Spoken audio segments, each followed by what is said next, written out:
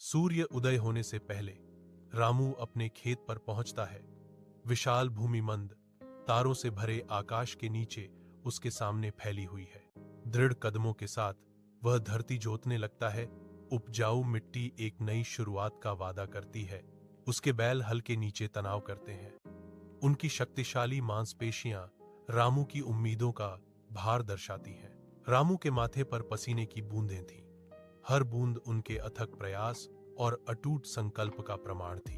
थकान के बावजूद जो उसके चेहरे पर अंकित है, उसकी आंखों में उम्मीद की एक झलक चमकती है जो सपनों से प्रेरित है। आज अच्छी फसल होगी, सब ठीक हो जाएगा, रामू फुसफुसाता है। उसकी आवाज उम्मीद से भरी हुई है। छोटी सी झोपड़ी के अंदर रामू, गोमती और सोनू बैठे हैं। गोमती मामूली भोजन परोसती है। सोनू देखता है, उसकी आंखों में भूख से उसकी परेशानी झलक रही है।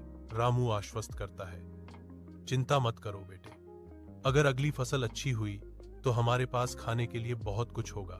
आंसू गोमती की आंखों में भर आते हैं, जो उनकी कठिनाई का मूक प्रमाण है। धूप में रामू व्यस्त गांव के बाजार में अपनी दुकान पर खड़ा है। उसका चेहरा चिंता से भरा हुआ है। उसकी आशा भरी निगाहें केवल अस्वीकृतिपूर्ण आंखों से मिलती हैं, क्योंकि ग्रामीण गुजरते हैं। उनकी छायाएं उसकी निराशा को बढ़ाती हैं। तुम्हारी फसल बेकार है रामू, इसे कौन खरीदेगा? एक व्यापारी ने ताना मारा। उसके शब्द एक तमाचे की तरह थे। रामू के कंधे झुक जाते हैं। उसके परिवार की भूख का बोझ उस पर पड़ रहा है।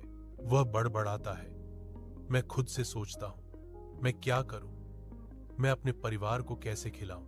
उसकी आंखें बाजार के जीवंत अराजकता के बीच निराशा को दर्शाती हैं। उद्धार के लिए एक मूक गुहार।